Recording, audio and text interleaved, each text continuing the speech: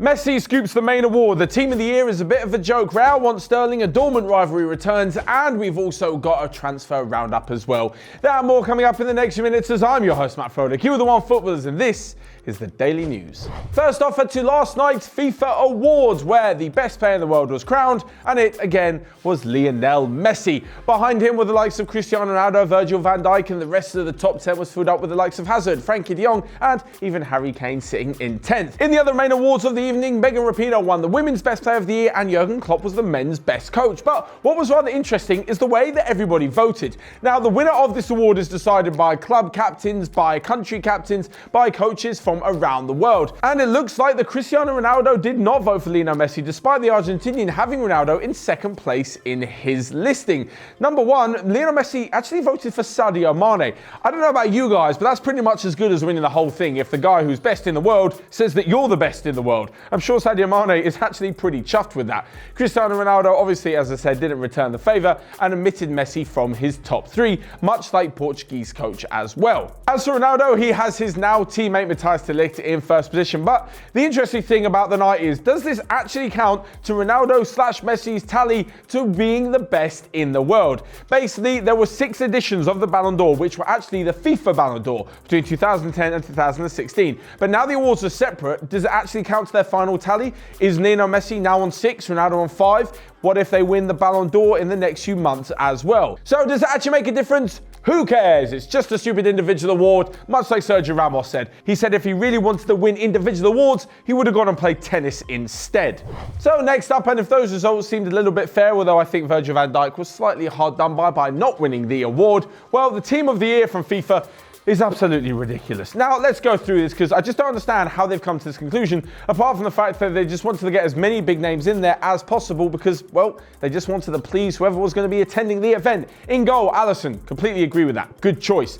Left back, Marcelo. Really? A central defence of Van Dijk and either Matthijs de Ligt or Sergio Ramos, with the other one going out to be a right back. Really, there is no better right back in the world than moving a centre back out there. I don't agree with Marcelo or with Sergio Ramos being in there at all, seeing as Real Madrid did not have a great season. Into the midfield, and Luka Modric, even though he's the current Ballon d'Or holder, did not have an impressive season. Probably shouldn't be in the midfield. Frankie de Jong is in there, I can agree with that, and Eden Hazard as well. And though he's not specifically a midfielder, he was brilliant last season, so I can understand his inclusion. The front three of Mbappe, Messi and Ronaldo is of course the obvious choice, but, and I know you're going to hate me for saying this, Cristiano Ronaldo's season was good. In fact, it was great. But it wasn't quite Ronaldo standards, and I think there were better players out there, namely Raheem Sterling. How he's not in there, I don't know. How any Man City players not in there, I don't know. The likes of Trent Alexander-Arnold and Andy Robertson were also overlooked, and also Sadio Mane wasn't in there either. And the fact that Lionel Messi, the best player in the world last night, voted for Sadio Mane as his number one. He's not even in the team of the year. Nah, that also really says something as well. Anyway, as I mentioned before with the Ballon d'Or, these things aren't really anything to get too hung up on. So for all you football fans out there, don't worry about it. Let's focus on all the football that's to be played. But talking of Raheem Sterling, I'm moving on to our next piece of news, which I think at the moment sounds like a load of rubbish, but in the future could become a reality. It's been said that Real Madrid are interested in bringing Raheem Sterling to the Bernabeu. At the moment, I think this is not going to happen. They've just signed Eden Hazard.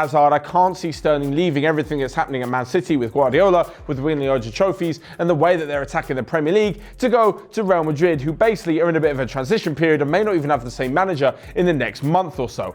I can't see it happening, but in the future, it may well happen. Apparently, Raheem Sterling's agents met with a few club representatives from Real Madrid to discuss something in the future, but it was really just a first contact, a touching base to see whether or not he'd be open to a move. He has spoken in the past that he would like to try playing abroad at some stage in his career, but the 24-year-old has got plenty of time for that. At the moment, well, he signed a new contract at Manchester City last November, running until 2023 for around 300k per week. Although bringing up the money side of it really doesn't matter when you're Real Madrid, because they can pay him anything that he likes.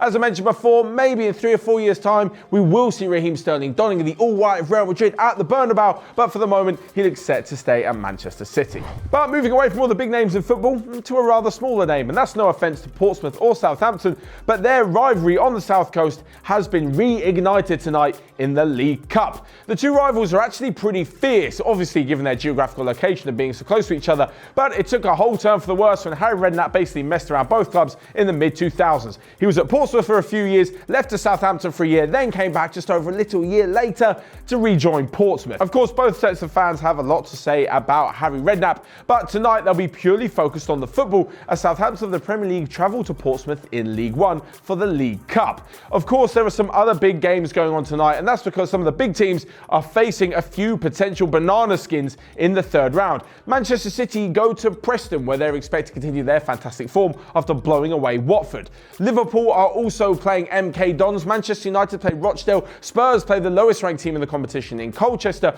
Arsenal play Nottingham Forest, and Chelsea also entertain League Two Grimsby. These games are tonight and tomorrow night, and I bet you're hoping for an upset or two. So which one do you think is most likely to cause an upset? Let me know in the comment section down below. So lastly but not least, we'll come to a quick roundup of the rest of the day's news/transfer rumours, where AC Milan are interested in Tottenham's Serge Aurier, Juventus are looking at PSG's Thomas Meunier, Liverpool are interested in bringing in Leicester's James Maddison, and Bayern Munich chairman Karl-Heinz Rummenigge has apologised to manager Niko Kovac for doubting the signing of Ivan Perisic, who has started his life at Bayern Munich with flying colours.